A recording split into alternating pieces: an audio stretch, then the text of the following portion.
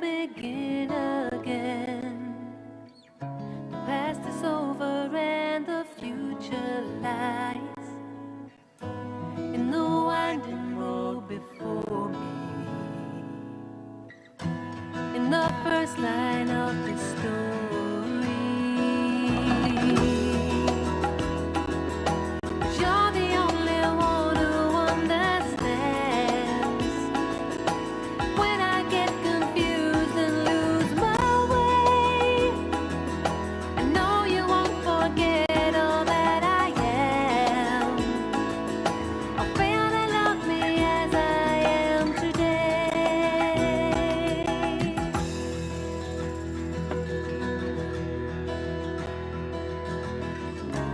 Sorry if my promises run dry and all my good intentions fade. But in my heart there is a place of truth. It's a space I've set aside for you. It's a place where I am one with you.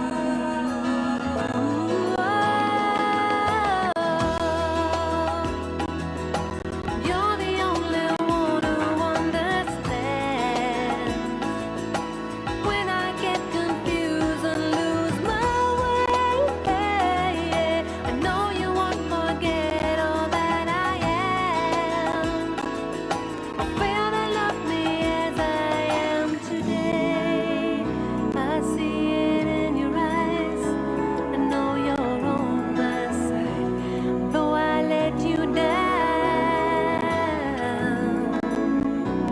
you won't go away. As though I leave you sometimes, I hear you calling my name.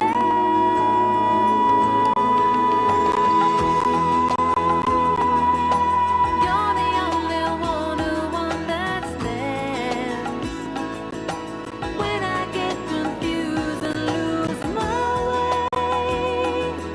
I know you won't forget all that I am. Fail to love me as I am today. You're the only one who understands. It doesn't matter what the others say. I know you won't forget all that I am. I'll fail to love me as I am, just as I am today.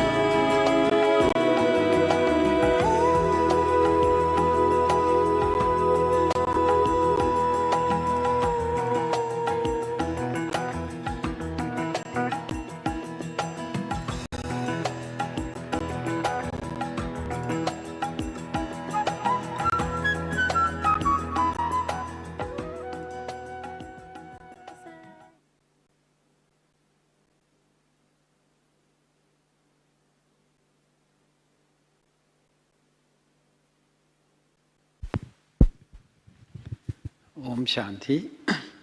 It's a happy occasion for us to welcome Sister Kala, who has come from New York to be with us here today. She is a doctor, a pediatrician in fact, by training, and she was a well-loved doctor in her time, in her practice, until she came to Brahma Kumaris, and then she became our well-loved sister. She heads our retreat center, Peace Village. She is part of the NC team, the national coordinating team of the USA. She is the right hand of our Didi Mohini. Did I mention she is our dear sister? One interesting thing about her is that her dad still lives with her and with us in Peace Village. He's 90 years plus. He's very patient, loving, occasionally cooks a meal for us. So I would like to thank her dad and also to thank Kala Didi for being here.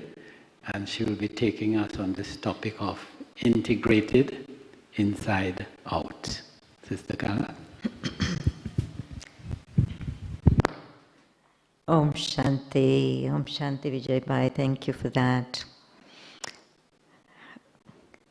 I wonder if we really need introductions as Baba's children, really. But I suppose that's one of the aspects of integration, right? So we have this very, very prominent introduction of ourselves, the soul that's projecting, of course, through the body, but also a little bit history and story of what the body has been doing and does on an ongoing basis. So very, very happy to also be here with all of you as part of this part of the Madhuban Double Foreigner season. And I am sure that you too, like me, love the topic, the power of our togetherness and everything that comes under that canopy, which is what you've been exposed to, listening from various people, different aspects. So today we are talking about, or we are exploring this topic of integrated inside out. And some of you may recognize this word, integrated, from a retreat that we just had amongst all the coordinators, Baba's coordinators of centers and countries from all over the world, recently, last week actually. And we called it Integrated Retreat. As a matter of fact, we've been calling it Integrated Retreat for the last few years. Before that, it was called Coordinators Retreat, Board Retreat, this retreat, that retreat. So within that, there are several of us who play important roles in the different aspects of running centers or taking care of Baba's service in different countries. And of course, they all have their own titles and roles, right? So we used to divide them into different groups. And we all used to come at different times or different sessions. And I think it was not until a few years ago, I should say not couple, because we haven't had anything for the last 2 years. But a few years ago, we realized that we're all part of the same body, right? The same body of people, souls, instruments that are taking care of different aspects of service in these countries. So of course we may have different names, we may do different things, but somehow or the other we all cross paths. We're all very connected. We're all part of the same huge assignment that Baba has given us all, and that is to glorify Him through our own personality, through our own activities, and through our own modes of serving the people. So I think the title really struck chord with me when we were in the middle of this retreat, and I said, but it's true for everything we do. It's not just about meeting together as an integrated retreat, but everything really has a lot to do with integration, whether we stand as a whole body of BKs, whether we stand as a small group of teachers somewhere, whether we stand as a family in a center, or we even stand as our individual self. This word integration is very important, isn't it? At least myself, I like it a lot. And I remember a few years ago, or quite a few years ago, quite many years ago, we used to use this word, especially, not the word integrated, but we used to talk about balancing things out in our Brahmin life. Do you remember that? And we still perhaps, talk about it, balancing this with that, balancing that with this, Lokik with Alokik, professional with Brahmin, all kinds of things. But then there came a time when we really said, is it really balance? Can we really balance Lokik and Alokik? Can you really balance your time? Of course, yes, come to think of it on a superficial level, you can say, I have to balance my time, I have to split my time. But at the root of it all is this aspect of being integrated inside, right? Being integrated in terms of your understanding of yourself, your realization of yourself, your values, your purpose, your connections. So it's like, if you start from there, then you don't have to work so hard mathematically, right? You don't have to count the number of hours in the day so much. Or you don't have to count or, like really compute, so to speak, how to organize, your day. Although I think that's important at a later time, at a later stage. But basically it starts with something deeper. And that something deeper is what I was referring to in terms of integration. Right? In other words, you really see the purpose of your life in a much more deeper way, spiritual way. You see all the talents and the expertise that you have gained even over the years, also in a very purposeful way. You don't just see it as, oh, I have this speciality, I have this talent, I have this degree, I have that, whatever. But you see it more as something that Baba and Rama have gifted you with at this time. And you are now looking to use it to the best of your advantage or Baba's advantage. And in a very balanced way. Yes, of course, you talk about balance, but it's not the kind of balance where you say so many hours of this, so many hours of that. But it really comes from a deeper sense of where you want to invest yourself, your energies from. So anyway, that's how I started thinking about it in terms of integration. And I think many of us sitting in this room will probably relate to this aspect, right? How do I integrate Brahmin life with everything else I do? Even though I'm a Brahmin 24/7, but sometimes we put this in another basket. Yes, Brahmin life, coming to class, going out to do service, all of that is a different basket.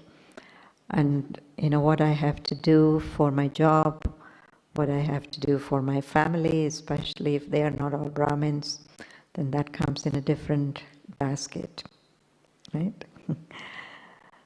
And then it goes to a different level of integration, which means that there are duties that I do, for, of course, the day-to-day, whether it's teaching duty or whether it's karma yoga duty, but it's the local duties that I do take care of, or assignments that I take care of. And then there is this other part of me, which I would call this interest, part of me, or passion part of me, where that gets left out sometimes. Yes? Yes, I'm doing all the things that I'm supposed to do, I'm asked to do, that is necessary to do. But what about that part of me where, I really want to express myself in a particular way, or I want to serve in a particular area or serve a particular community, for example, or I'm trained to do something, I have a talent of some kind, and I want to also express that, but I'm not being given a chance. What about that? Any of you feel like that? Sometimes that there isn't a natural way to express myself in the fullest way possible. So there comes that also. But I also feel that this is why everything really starts from deeply knowing yourself, understanding the self, really experiencing yourself as a soul 100%. And then all these other things, whether it is an interest or a passion or a talent or speciality or whatever, it's an offshoot of that, the soul faculty, right? So what I have found, in my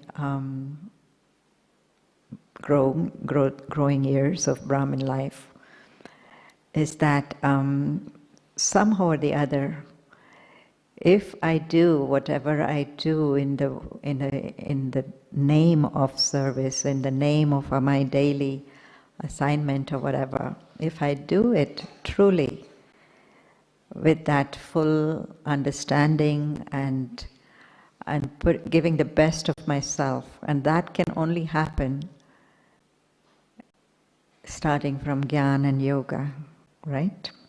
If I truly get the maximum benefit out of listening to Murli, for example, if I pick up some point from the Murli and I allow that to be integrated in the soul in a holistic way. In other words, it's not just a point, but as Baba said recently, it's not just you're talking about a point, but you have actually imbibed that point and you have actually become an embodiment of that point.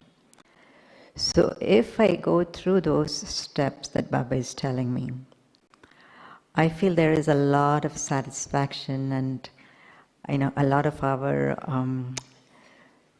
what I call it as the interest or passion, it actually gets satisfied in that aspect.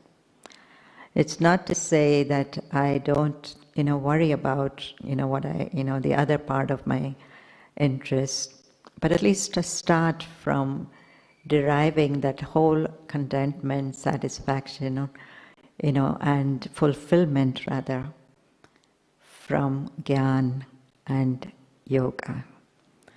The yoga part is equally important, right? In terms of whatever experiences that I have with Baba, whatever different level of experiences I have in the stages of yoga, that's all actually integrating into the soul. Right? It's actually becoming a part of the soul. It's becoming my, sanskars within the soul. So to me, this is the highest level of integration that I can do. That I'm not just treating Gyan as something out there, listening, giving some amount of time for it every day, but really making it into part of my personality.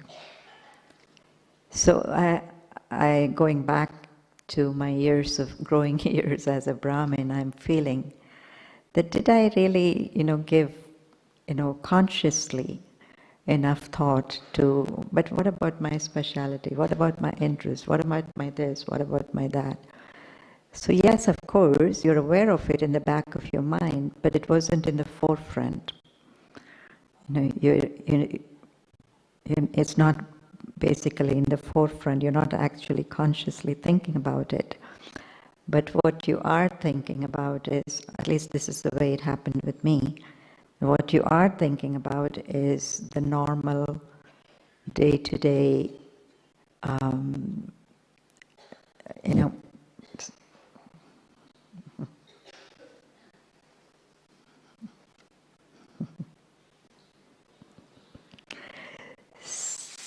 this has happened every day.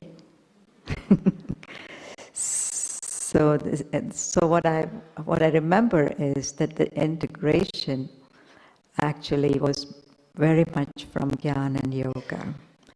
That, it's not that just because I know a lot of knowledge, I have a lot of knowledge, I have basically integrated all of that into my personality. But I listen to it a little bit at a time, I reflect on it a little bit at a time, churning. Some days, nothing enters inside, but there are other days where something goes so deep inside that it's actually become a part of me. I have identified with it. I love it. Not only do I love it, but I also can see the connection of that with my life. So for me, the integration is really about connecting with, in a practical way, with something that's happening for you at that time in your life. Say, for example, you are having a kind of a situation with someone, in the Brahmin family, and you're not able to really resolve it. You're not really happy with it. You're not happy with the way the person is, behaving. You're not happy with your own self responding or reacting to that person. And so, it's a disintegrated situation. So, for example, yes, of course, I have listened to the Murli. I have listened to Baba's sweet signals. I have listened to what's the Srimad. I know about it, but I have not connected the two. In other words, at the time that I'm in front of this person or I'm in this particular situation, that whole aspect of knowledge completely flies out of the soul. It's not a part of me.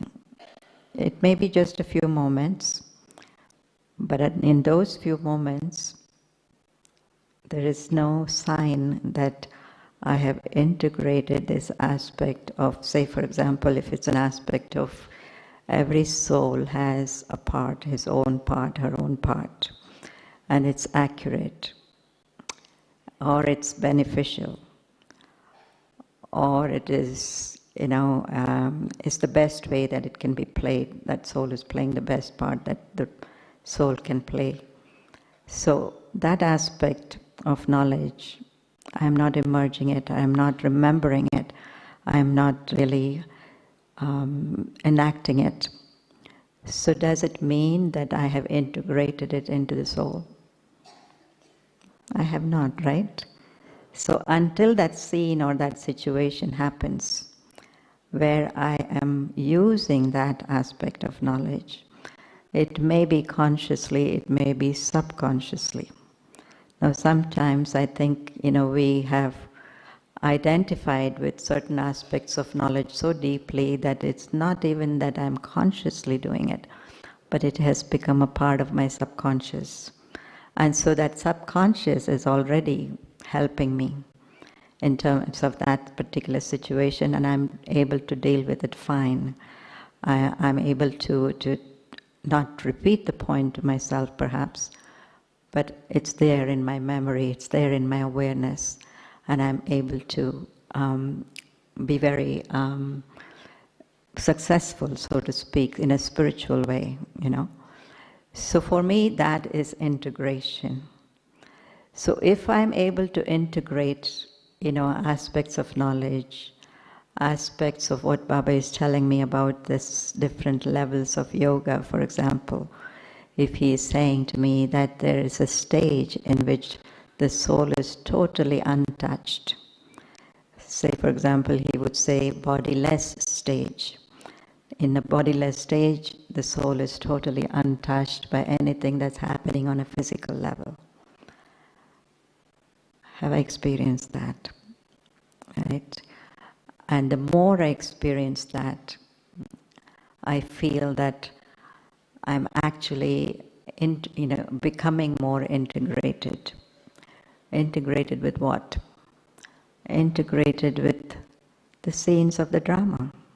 Even though it may seem like I'm not connected, I'm not, affected, whatever.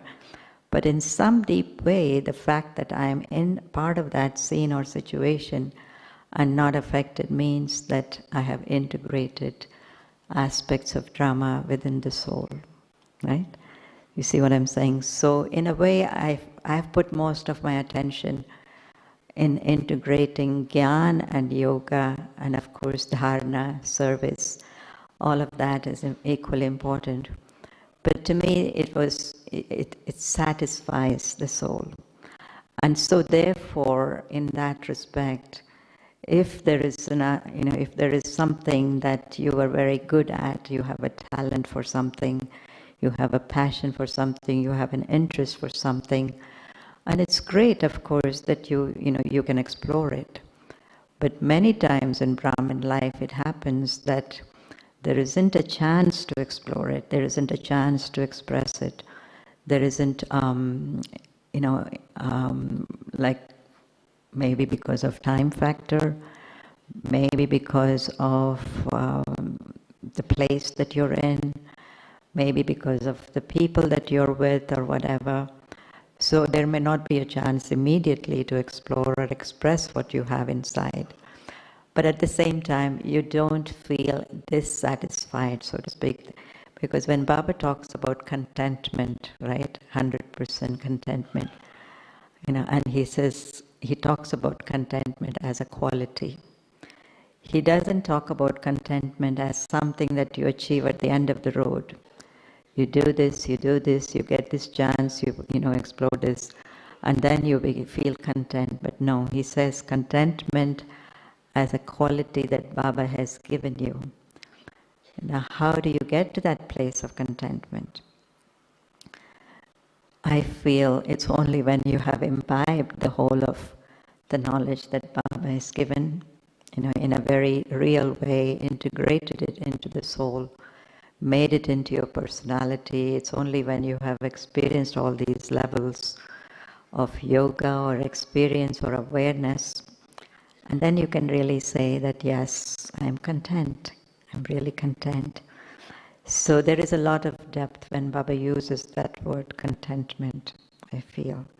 And it's very connected, at least for me, with this stage of integration of everything in knowledge, of yoga, of inculcation, of service, of everything. Now, it comes to, yes, of course, one is the integration within yourself, right? For some of us, it seems like a little split, because you're living in an environment that is not totally conducive to Brahmin life many times. Sometimes you're living with people that are at a crossroads, I know, that are opposing your way of being, your way of life, everything. But then again, I think, when I was faced with that situation right in the beginning, you have to call upon your virtues. You have to call upon your powers, right? It's not just that you've made your decision and it's going to work for you, but where are my powers? I have to integrate my powers with the choice that I have made, right? So somewhere you have to also reach out and invoke those powers and those virtues.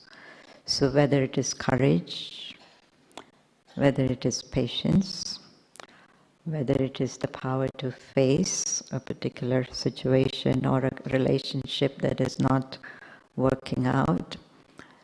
But yes, it's one thing to say that, I have chosen my path, or I have chosen the purpose in my life, or I have chosen the values that I want to stand for, but I have to support them with my qualities, with special qualities, one or two special qualities that need to uphold.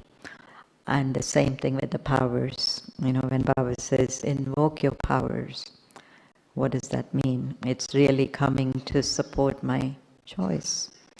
If I not live a normal life, for example, like a regular non-jnani life, non-yogi life, I don't perhaps need a lot of those powers. But once I have chosen this path, spiritual path, an integration of courage, where virtues and powers is needed. So that's where I see that I need to also invoke those powers and virtues. And then, of course, there is a big, big subject of living together as a family, even in an alokik sense, spiritual sense. It's, you think that you have crossed the greatest barriers when you have dealt with all the lokiks and all the friends and relatives, and you've said, and you've come out of that, barrier. And then you're coming into the Brahmin family, whether it is just a few hours of exposure to the Brahmin family or 24 hours of exposure to the Brahmin family. It still is not easy, right? So then you're facing a whole new set of situations and scenes that will need for you to maybe integrate in a different way. Yes, of course, you've integrated aspects of knowledge, aspects of experiences of yoga, and all of that. But now you're in a situation where you're in a family setting, in a group setting, or in a community setting, and you need to kind of integrate in a different way. And this is very interesting because when you come to the Brahmin family, you think that we're all the same. What's the need for integration, right? Because we all come together every day, we listen to Baba every day, we wear similar kind of clothing every day, we have the same kind of principles we live by, even as, people coming from different, but after all, we've all accepted Baba's Maryadas, Baba's Srimad, all of that. And so what's there to integrate? What's there to get along with? And I think you've had a beautiful discussion about living with others, working with others in the Brahmin family, through these few days. But this whole aspect of integration for me is very beautiful, because what is Baba creating at the end of the road? Why has he put us all together? And this has been a very lovely experience, especially this time, being with the like-minded souls, especially at the retreat, the integrated retreat. It was a very beautiful experience of going back in time to how the dadis would have done it. Because some of you, of course, have not visually seen the dadis at work in terms of, them being together as a group of dadis. In the early days when we used to come to Madhuban, it was a beautiful scene. Of course, we hear of one dadis, two dadis, three dadis, but to see them all together, it was such a delight. A delight because they were all very powerful, but they were all powerful in a very different way. They all had their own uniqueness. They all had their individuality. They were not just put into a mold and taken out, and they were not like roebucks, right? Just because they were dadis, they were not like, in the same mold. But they had their own beauty, they had their own power, they had their own individuality, and yet when they came together, it was a beautiful scene, and it was like seeing them at play. It was like, they would play with each other, even if it was Gyan they were sharing. But it would come in a way that you would feel that they were playing Sometimes Baba talks about the badminton of knowledge, or sometimes he would talk about how, when a dancer sees a nice audience, then the dancer dances very beautifully, something like that. So when you saw them together and when we were in front of them, it was like seeing a beautiful dance or seeing a beautiful play or, throwing badminton balls or something like that, because the way they would share was very unique, very different, each different from the other. And there was a lot of lightness that they had among them.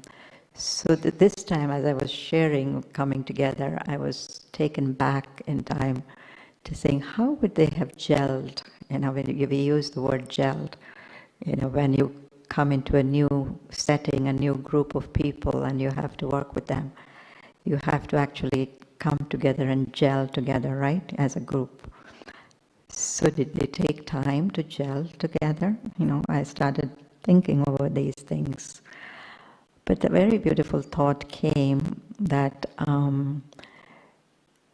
just as they came and they recognized Baba as the Baba of the last Kalpa, right? Baba always talks about that power of recognizing. You recognize Baba and you say, yes, Baba, you're mine. Even this morning, Baba talked about that. And you make Baba belong to you. Baba makes you belong to you. So there is a recognition that comes from a long, long time ago, even though we didn't know it at that time. But it happened. It happened in a very subtle way for many of us, that you recognize some familiarity, some kind of closeness, some kind of togetherness that we have felt before. And so what I was feeling this time was that they didn't come and start fresh, in other words, from nothing. But they recognized the seed of something that was golden aged within them, within each other. And based on that golden aged feeling, sanskar, memory, whatever you want to call it, they connected, right? So this aspect of connecting with each other, even though we're not daddies, we've come years after all of our, but still, we belong to the same family, golden aged family, one family, which we called. So what about connecting with each other as part of that whole? Yes, of course, in this birth, we come from different lands, different cultures, different mentalities, different backgrounds, different stories we've all had. But when we come to Baba and when we come to the center and we meet each other as a family of Brahmins, what's the feeling? To evoke those kind of feelings of belonging as one, of course, to one Baba, but especially this golden aged feeling that there is something very unique, very beautiful, very pure in our connection. Can we do, I'm sure some of you have experienced that.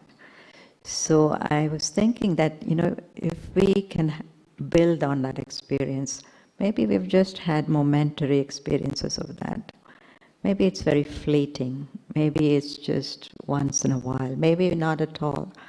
But if we can evoke that feeling and build on that memory, build on that experience, then it doesn't matter which culture we come from, which part of the world we come from, which language we speak, but we can actually become very integrated as one, right?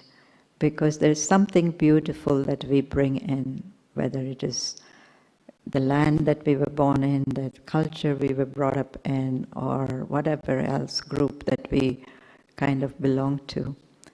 But there's something beautiful that each one of us has retained in us. And if we can just connect with that beautiful part of that culture or that sanskar that we can connect with. So it's what integration is all about, isn't it? that we don't have to think too hard about, where does this fit into the Brahmin culture? So for example, what does this have to do with Brahmin culture? We don't have to think about that. But there is this natural sense of identifying with something that is pure, identifying with something that is original, identifying with something that is belonging to all of us.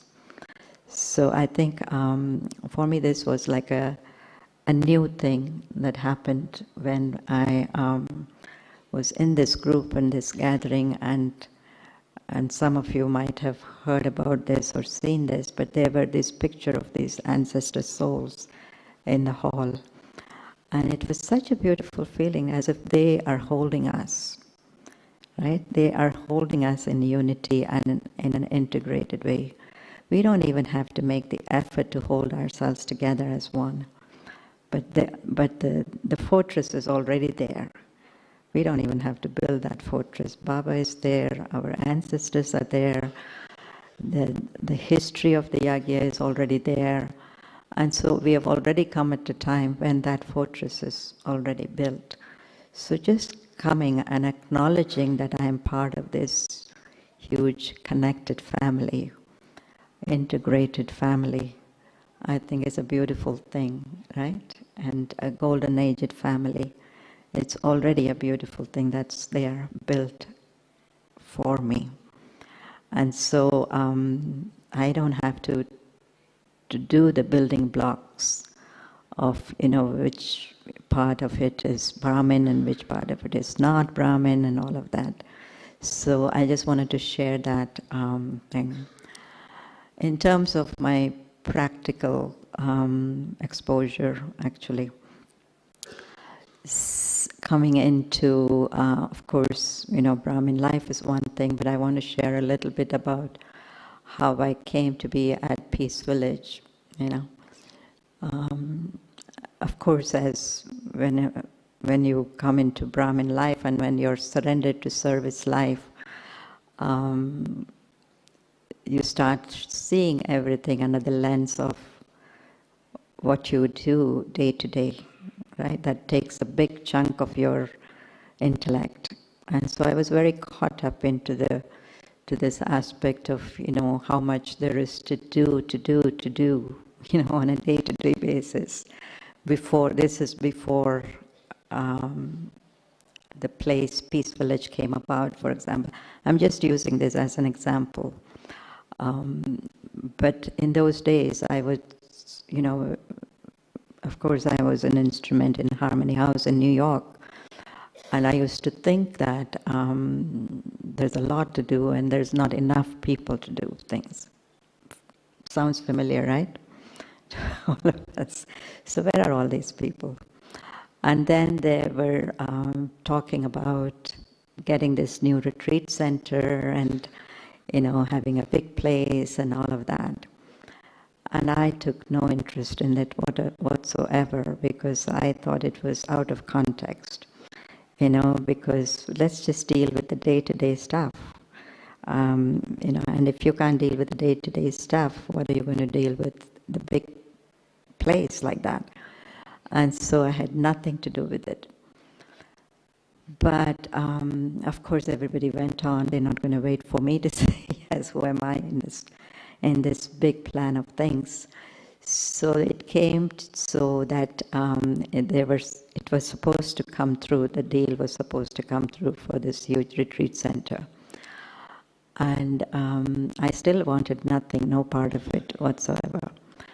And so I stayed away as long as possible. But then there was a time when there was a little hold up. And so people started to have not people, but we started having meditation, special meditation to facilitate the deal, right? Meditation, yoga, power, and all that. And so here I was sitting in meditation. This was before the deal was going through. And there was a beautiful image that came through. And the image that came through was that I'm walking this Peace Village, facilities, in the forest. And here's Baba walking with me. And Baba is telling me, showing me the beauty of the place and actually whispering in my ear that this place is for world service. It's for world service. It's not about one person, two person, three person, few people taking care. It's not about that. But it's a place, it's a gift that Baba is giving for serving the world. This was the message that I was hearing in my ears. And so there was a shift in my consciousness, right? There was a shift in my consciousness. And so why I'm sharing this now is because I feel that's what integration is all about. It's really about expanding consciousness. It's not being stuck in a small little area of whatever you're doing, a small little area of whatever you're experiencing. It's not about whatever, but it's about expanding your consciousness to the unlimited. And that's exactly what our theme for the integrated retreat was all about also. Unlimited, being unlimited. How do you really integrate somebody who believes one thing and somebody who believes in something that's totally opposite of that? And this happened regularly in Peace Village setting, and especially in the beginning, as I was getting used to it, I was getting to the different way of people were thinking and doing things. It would often come up, someone's value system, very good value system, but someone else's value that is totally opposite, in other words, not really opposite in the way that they don't want to, but their value is totally on something else. I'll give you an example. And it has a lot to do with, how we spend our time and energy and money and all that, right? So for some, what would be very important is to take care of how we take care of the inside of the building, for example, reception, this, that. And for some, it would be totally outside of the building, the resources, the pond that we have, the trees that we have, and all of that. And they all take resources to take care, maintain them, right? Now, where do you put your energy in? Who do you listen to? How do you integrate the whole thing? So this became like a little game, because yes, of course, it's all Baba's property, and each part of the property is important and has to be taken care of. But does it mean that you give more importance to one person, individual, and less to the other individual who believes in the other things? And this is where I think conflicts happen, right? Because you pay more attention to one person and because of their value or whatever, and the other person gets left out. So it was a really big learning curve for me to work with the souls there, the people there, and the property there, the facilities there, and the different kind of priorities that you have to always think about. But the only way you can integrate, and stay integrated is when you are integrated inside.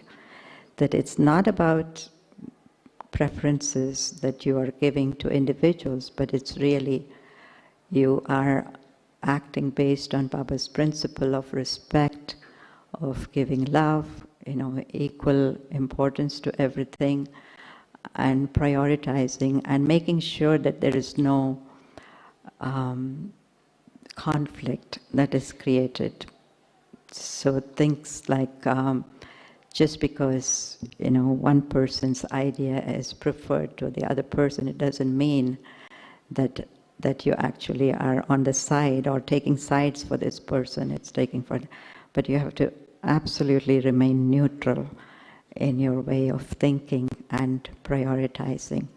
So I just was I use that as an example because it's a kind of a minuscule example of what we are doing with Baba's work on a worldwide scale, right? You know, some people are devoting more time and energy to one type of service, another type of service, another kind of everything. And at the same time, we are all at different levels of spiritual growth, maturity, understanding, you know, all of that, our own experience in spirituality, all of that is also very different. But deep inside, we equally value each one, you know, the same. We respect each one the same. We treat each other the same. You know, we share love in the same way also. Even if we have to say no, but we say it in a very loving way, right? We always support it with, you know, why we are saying no to something. So it's not like we are saying no because we don't like someone or we don't like an idea or whatever. But it's this whole aspect of how we work with each other, which Baba always talks about, you know, you can share your idea, but at the same time, whatever is the consensus, you say yes to that. At the end of it, child so master, master so child. So all the things that Baba tells us to practice, I think the more we practice those, you know, inculcation points, I think we can really bring the family together in a very nice way, integrate, and we can move forward service in a very integrated way. Because what I was noticing, or what I'm noticing more and more, is that Baba's family not only is unlimited, but it is so resourceful. So even the resources are so unlimited. And every person, every soul is looking forward to just being used in whatever little way for Baba's work, right? And it's a big thing. If you see the whole running of Baba's property here, Shantivan down there, every soul feels so proud that they are being used in God's work. I don't know if, that was another thing that I noticed this time especially, that it gives such a sense of pride when even a little bit of someone's something, talent or source, quality or resources are used for Baba's work. So to be able to give that opportunity to every soul, I feel that that's one way that we can really integrate the whole thing, not to say no to anyone just because of whatever reason, but really how can we allow every little finger to come in to cooperate in Baba's work, as Baba was saying today, whether it is through mind, whether it is through body, whether it is through resources of wealth, or whether it is their talent or whatever. So to be able to integrate all the forces and resources in that way with a lot of love and respect is also, I think, very important in the Brahmin family at this time. There's just one more aspect that I wanted to really bring up, and it has to do with, as I mentioned before, that each person, even though we may come from the same place and the same background, but our level of understanding of Gyan is very different. So we need to be able to integrate that also. Just because someone is a Brahmin, not to assume that they have the same kind of maturity as the other person, and this person as the other person, but they are different. And so not to discount anyone, not to disrespect anyone, but equally respect them for whatever little they have understood of Gyan and whatever they have been able to imbibe, in terms of their practical life, equally to respect that. But our attitude should always be of inspiring, so the integration in this respect will come from our inspiration. So how do I involve them in terms of how do I inspire them to do more or to understand more or to move to another level? I think that's where my role comes.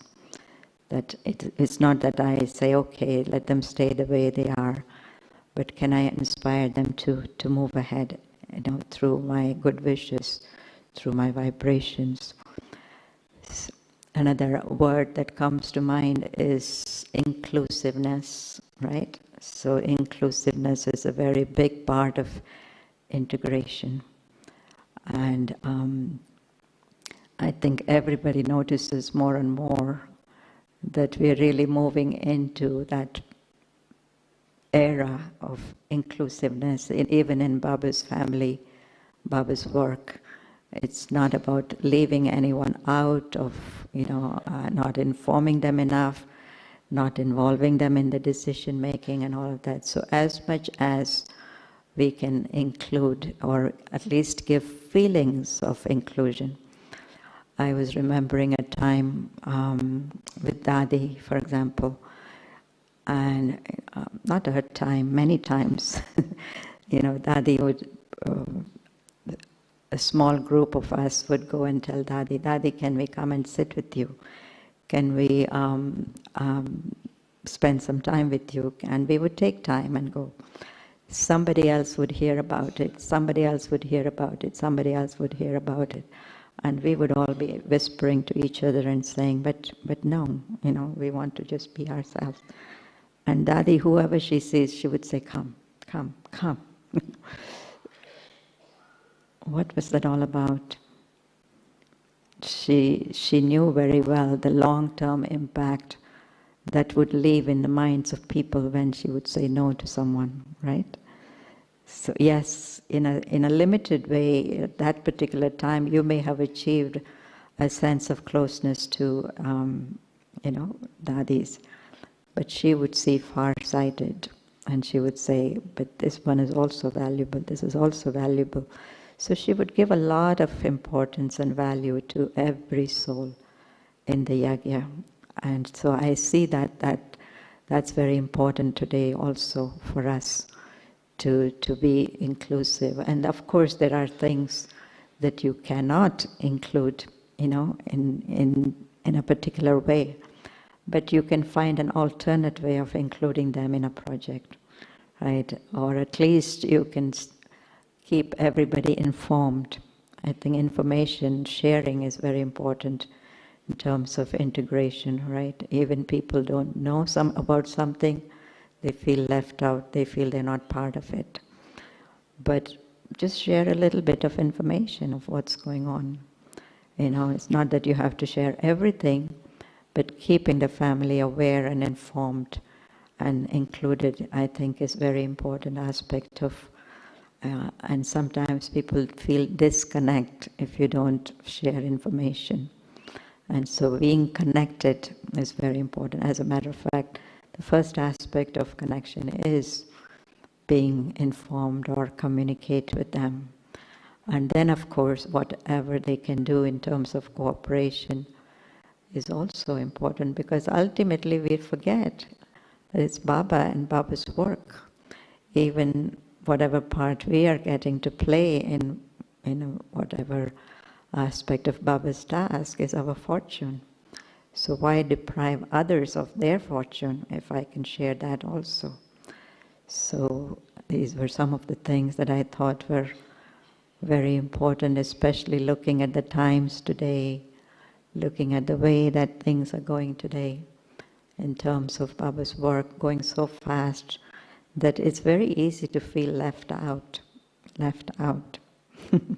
It's a common feeling that many of us feel from time to time, because so many people that we used to be close before, and now they're getting involved in so many things that we don't know about and we can't be involved. So it can leave the family a little bit disconnected. So I thought that every member of Baba's family is important, valuable. How do we, of course Baba says, soul to soul vision, whenever we get a chance, even to acknowledge very briefly with a smile, with a little Om Shanti, it's great. And even walking amongst the thousands of people that are walking through Gyan Sarovar, even yesterday I was feeling, can you, just for a moment stand back and just acknowledge that we are all part of the same family, beautiful golden-aged family. We don't have to do too much, but just through our acknowledgement internally, just taking a few seconds to say that we are all together in this creation of the new world, golden-aged world. I think I don't know if others will feel it, but it gives a lot of satisfaction to the self, I think. It's really about our own feeling of connectedness. That if we want to feel that sense of connection, then we have to give ourselves that quality time to acknowledge the connectedness that Baba has already created for us by sharing the knowledge, sharing the wisdom, right? By teaching us yoga. Yoga is connection. So on the one hand, we are connected with Baba, but we're also connected with the whole family. And Dadi Ji was a very good example of that. She gave us that feeling of connectedness.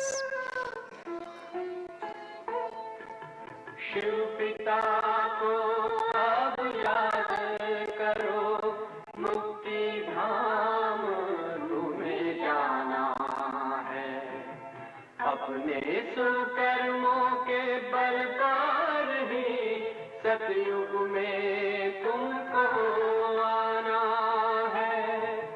Shiv पिता को अब याद करो।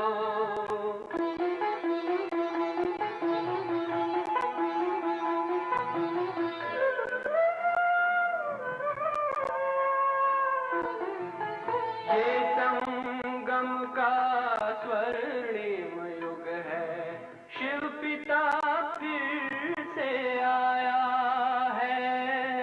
ब्रह्मांड से शिव बाबा ने वही गीता ज्ञान सुनाया है। कलयुग का अंत अब आया है, विकराल विनाश खड़ा आगे। अब हम सबका शिव पिता ने बतलाया है। शिव पिता को अब याद करो।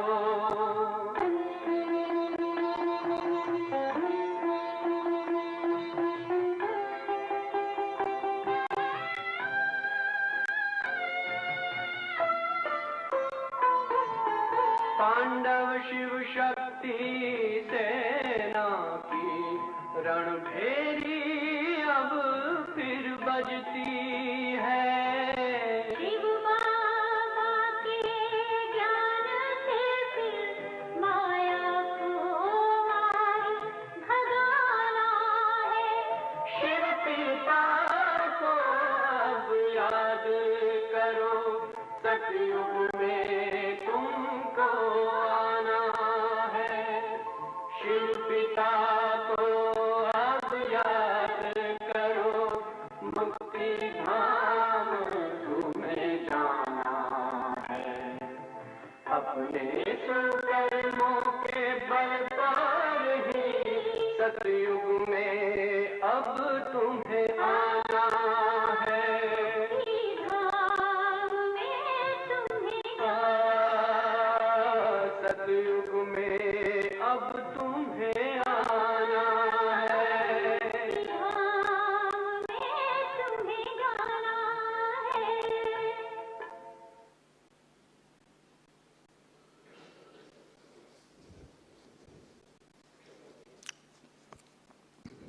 Just wanted to share one small thing about Dadiji. As I was sharing that once we asked Dadiji, and Dadi, when you are with Baba, you're with Baba, and where are all of us? Because she had a lot of love for us, but when she was with Baba, she was just with Baba.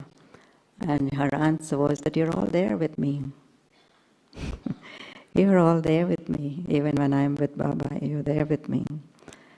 Which means that she was so integrated in her love, like it wasn't split. That when you're with someone, then you're not with someone else. But true love is about that, isn't it? That feeling of connectedness, inclusiveness, belonging, always. Om Shanti. And so maybe we can take a couple of questions, if there is anything, or any comments. We'll have to walk up to the front and use a mic. And we're also being recorded or live streamed, remember.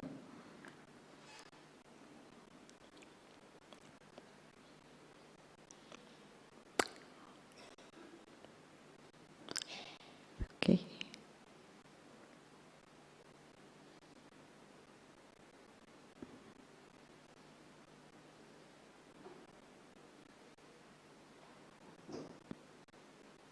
We're also integrated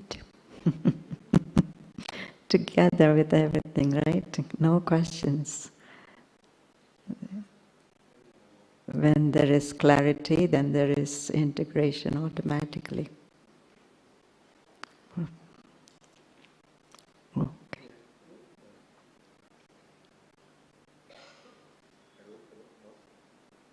I think he's getting it.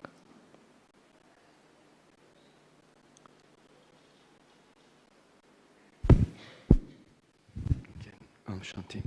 Okay, Brahmin life is quite special because we have to be very close together, but in the same time only remember Baba.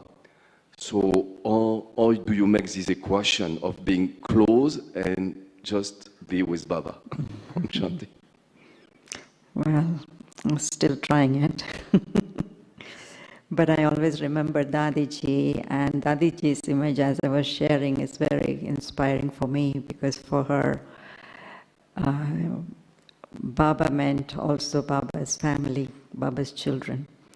So even though she had dedication, total loyalty, total faith, total love for Baba, but it was very inclusive, because even for Baba himself, I think, he says, he loves the gathering. And how many times Baba would come, and he said Baba loves the gathering, and Baba will, come into the gathering. And so, because Baba loves family, Baba loves gathering, Baba loves our togetherness, this is the way to glorify him. I have to remind myself again and again, whose child is this? Whose reflection is this? Whose task is this? So, yes.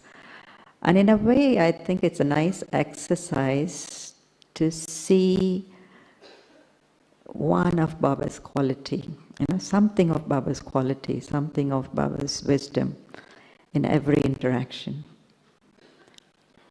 I did it at one time consistently for some time, and it was a very beautiful exercise to consciously try and see one of Baba's quality or way of doing things, or something about Baba's knowledge being displayed, in that interaction.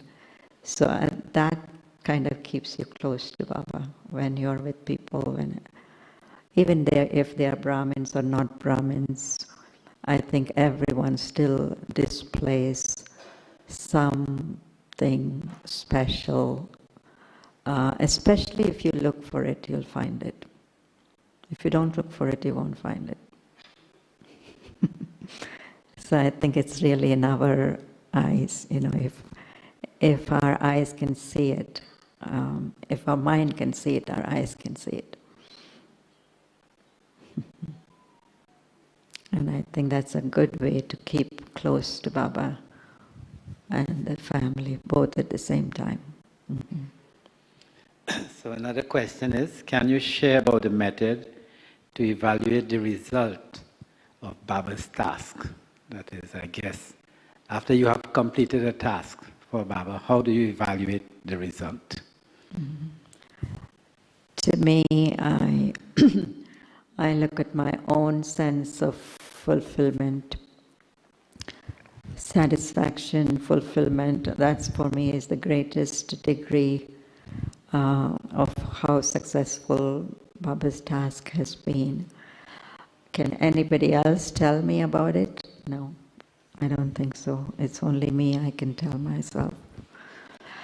Yes, it's great to see outside results, the outward results of how many came and how many, we're happy and all of that, but I think that's still secondary as far as I'm concerned. And the satisfaction or the fulfillment, if there is any sense of I or my, then I can definitely tell I'm not totally satisfied. If or there is some kind of a little insecurity, for example, if I'm taking credit personally for the success, then I really don't feel that sense of fulfillment or satisfaction. But it's a very subtle gauge that you have to kind of sharpen and refine with time. Sometimes you can fool yourself and say, oh, I did so great, or it was so great, but it's really coming from that sense of ego. But if I sit with Baba and if I sit honestly with myself, I could find out that there is that little clash of ego. Even though the success was there, it was there, but it's still mixed. In other words, it's a little adulterated. So I think, and of course, everyone else's happiness or satisfaction is equally important. And I think you all must have heard this story that, even if one person felt not satisfied, not happy, or felt left out, it's not a sign of the ultimate success that Baba wants. So still something to work on. Not to feel dejected or not to feel hopeless about it, but to make note of it and say that this got left out, next time I have to be careful to take care of this particular, thing that is left out. Say, for example, somebody didn't feel involved or, feel happy about something. I need to pay attention to that. Yeah. Я начинающий брамин, и у меня всегда возникает такой вопрос, йога с Баба, как бы я внутренне ощущаю его очень хорошо, но говорят, нас когда учат, говорят, я душа, с визуализацией Баба в виде звездочки, это обязательно или достаточно того, что я ощущаю его? I am a new Brahmin, and when I meditate, I feel Baba. But we are taught that we should visualize a point of light, a star. Is it necessary, or it's enough that I feel Baba's presence? No, it's perfectly all right. If you feel Baba's presence, Baba's quality, then that's great. But at the same time, just, have this sweet conversation with him too. Giving it back to him, grateful for him, appreciating. So, yes, not necessary always to visualize, I feel. But it's, even this morning he said, does a child need to see a picture? Does a child need to visualize? No, child just needs to feel the father and the father's love and the father's presence, that's all. That's perfectly okay. Yeah.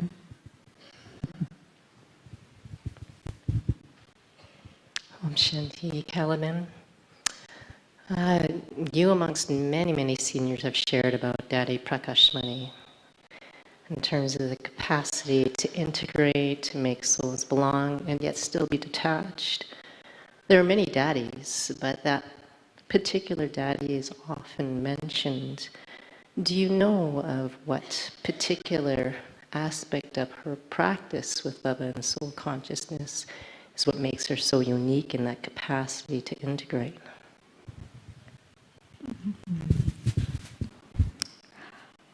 I think that Dadiji had a very rightful relationship with Baba. You know, she had a lot of love, but it was in the form of a right, you know. And so because she had claimed the rights, all the rights from Baba, she was very secure.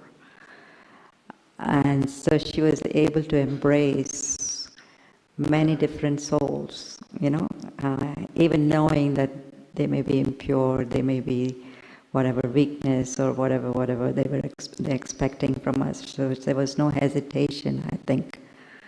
And of course, I think it was because of her purity, of course. And so I think purity allows you to claim those rights, you know, like, you know, completely, fully claim your full inheritance.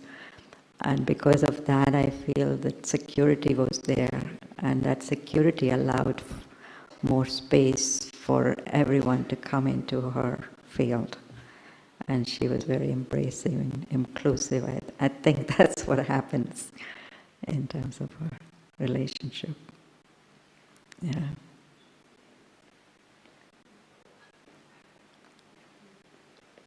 Because a lot of us, you know, we hesitate, you know, because we are with Baba, you know, and we hesitate, even when, of course, we will not remember other souls, but even when people come into our interaction, relationship, we kind of hold back from offering what Baba has given us completely to them. So, and it has to do with purity, I think.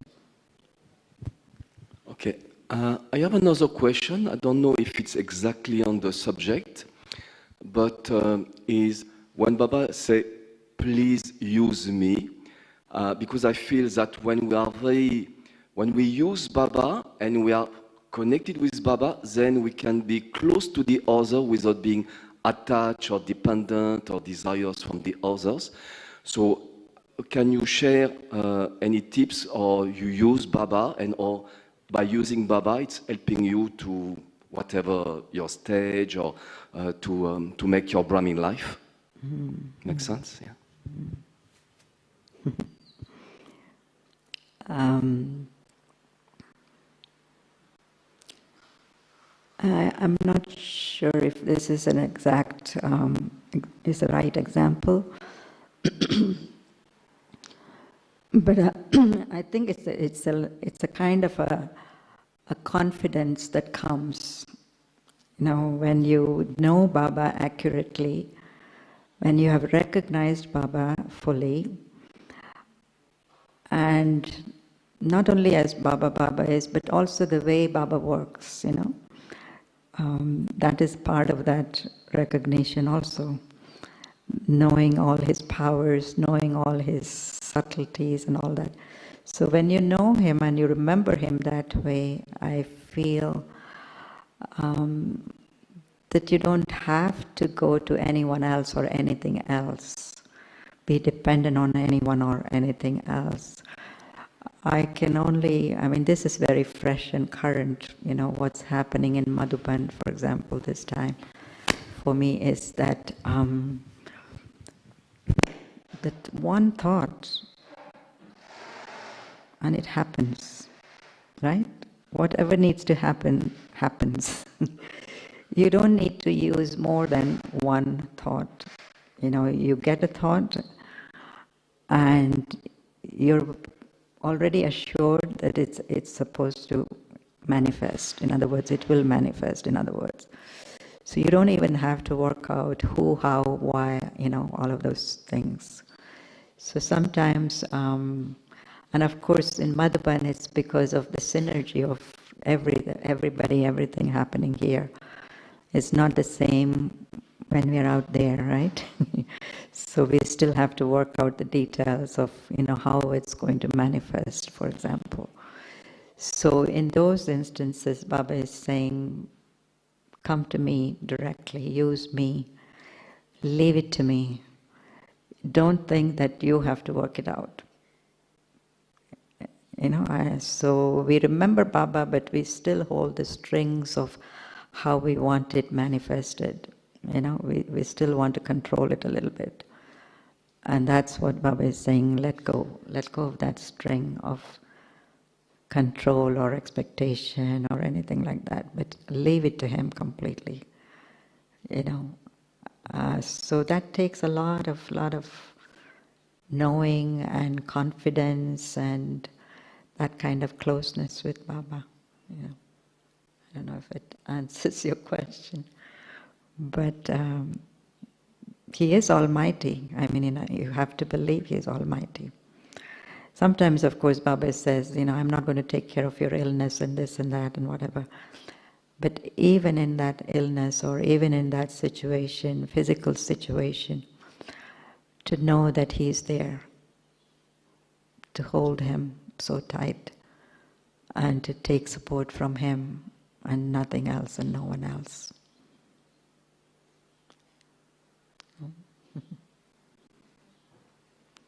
So it happens, and it's a training we have to give ourselves, little by little, letting go of that support. I'll tell you the example. Brother Vijay was sharing about my father, Lokik father. So I remember a few years ago when something would happen with his health, he would be waiting for me, or he would call me, or whatever. And little by little it happened that I couldn't always be there. So even if he calls, I'm not available or whatever. So, and of course he is listening every day in the Murli, let go of attachment, let go of this, let go of that. But he's sharing with me, but I still can't. But lately he's telling me that, you're not going to be there anyway, so I might as well just remember Baba. But he kept doing it over and over again, that, that these are all limited physical supports. So I can't depend on him. And so he's training himself to go to Baba. Literally when he's in a dire situation, something happening with the body or whatever, it literally is training himself and saying, Baba, not this one, not that one, not this one, with Baba. So you have to kind of teach yourself, train yourself, little by little, I think. Om Shanti. So those from the region can stay back, just for a quick hello.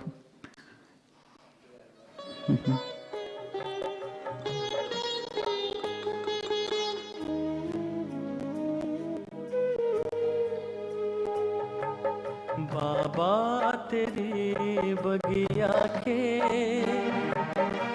फूल हैं हम रूहानी,